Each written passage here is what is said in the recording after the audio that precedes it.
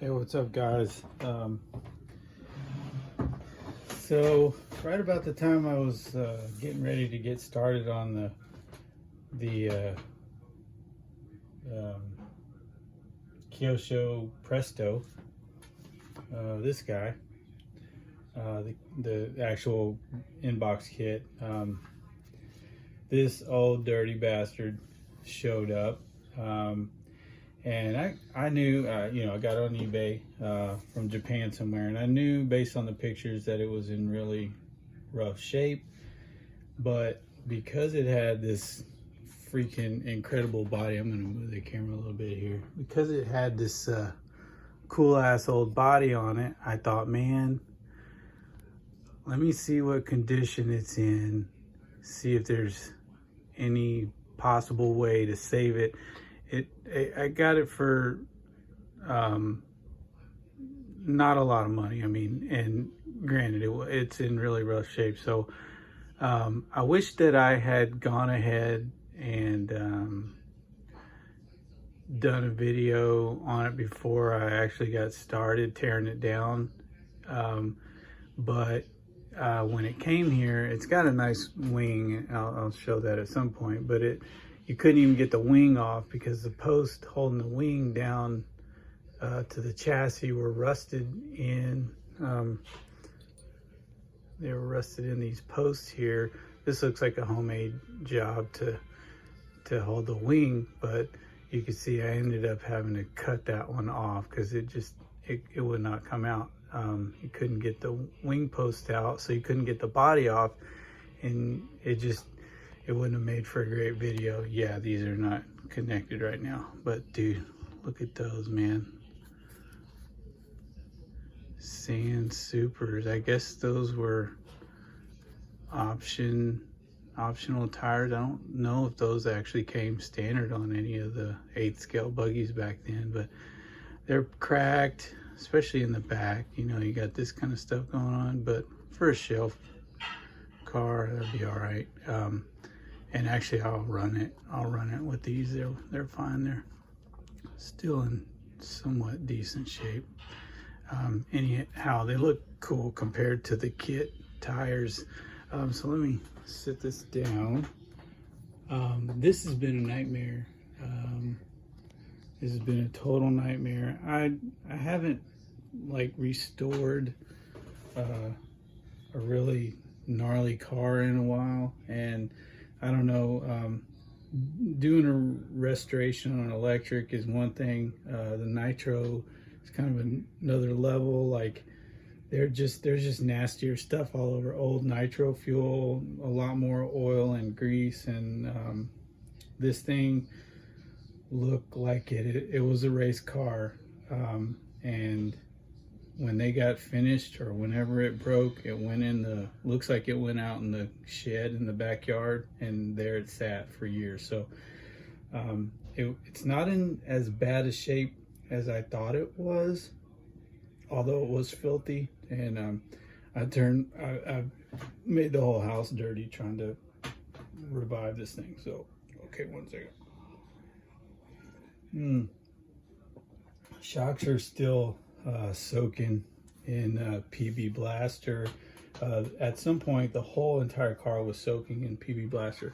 I don't know where this body comes from, but it just reminds me, it just sort of makes it look more like a 10th scale, Optima style.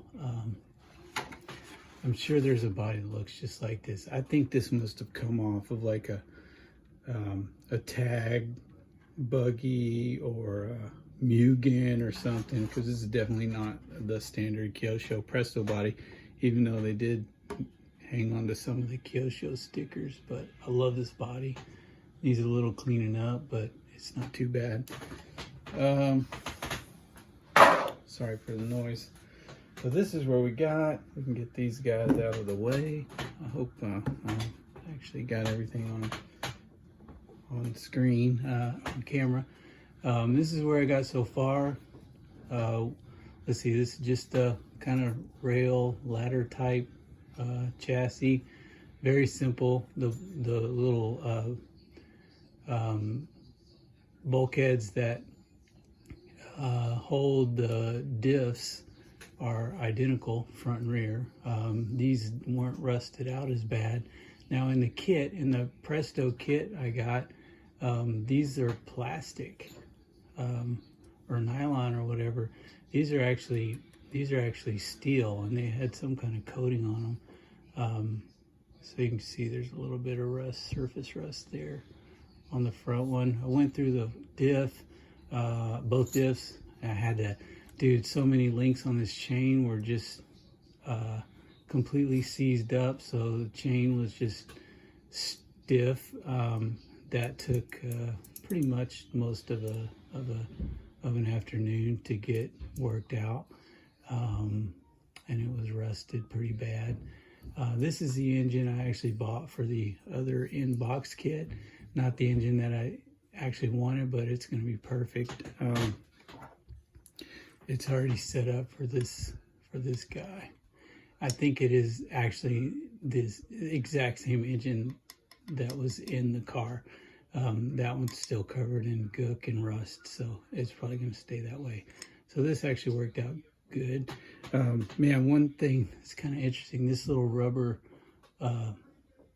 sleeve or whatever you want to call it, I thought for sure it's going to be not rusted, but dried out and cracked or whatever.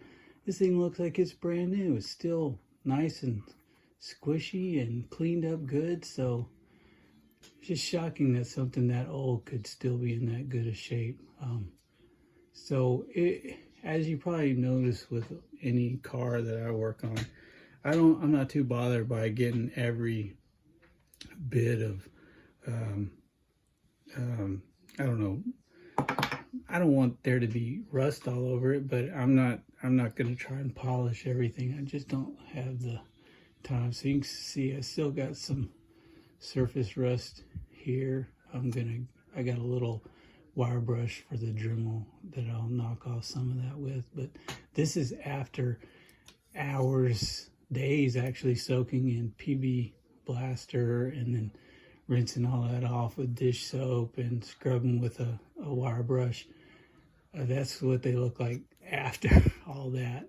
They were so disgusting.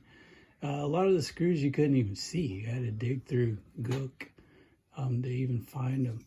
But everything is functioning the way it should. I'm sure I don't have the tension on the chain set right, because there's another little tensioner that goes up here. So we'll get that set up right. But overall, man, it's super solid now. I'm really happy with how it's come out so far. I really, when I got the car and realized how bad a condition it was in, I thought, oh man, I made a mistake. I'm not going to be able to save this. And then I got bored one night and just started tearing it apart and figured, well, if I tear it all apart and it's not worth saving, I'll just junk it. But thankfully, we're going to be able to save it. I got a stainless steel screw kit, of course, for it, because a lot of these guys are in really gnarly shape. I had to cut probably, I'd say 10 or so screws to get them off. They were just rusted, seized up. The disc brake for the rear diff this thing is still seized up. Got to do a little more cleaning and get that freed up, because right now it's not functioning. You can probably see there's a little disc on this rear diff here. It's got to sit on there a certain way. Sorry. Yeah. And it would clamp on that disc, and nothing shocking there. A great find on eBay was these little grub screw collars and some spacers. I got 2 sets of each because those were in really bad shape. Everything is set up like this with these hinge pins. There's like a little end like that so it won't slide through, and then you got to use those little collars everywhere. I still need to clean up all this hardware, but there's like 6 or 7 per wheel, so there's a shit ton of these. Really, other than a seized up brake disc, a lot of this servo wire stuff, which is just, I mean, you could just break this in half by hand. It's so rusted, but I'll have to replace all that. Some of the bearings, we got some bearings soaking in oil there. Those look like skateboard wheel bearings or roller skate wheel bearings. They're smooth enough for a run. I may go ahead and buy some new ones. We'll see. But the only thing that I'm gonna have a little trouble with. Oh, by the way, this thing was set up with two of the shocks in the rear. So 2 of the long red ones in the rear. Only one had a spring, so I guess he just had a little more dampening, or dampening, whatever.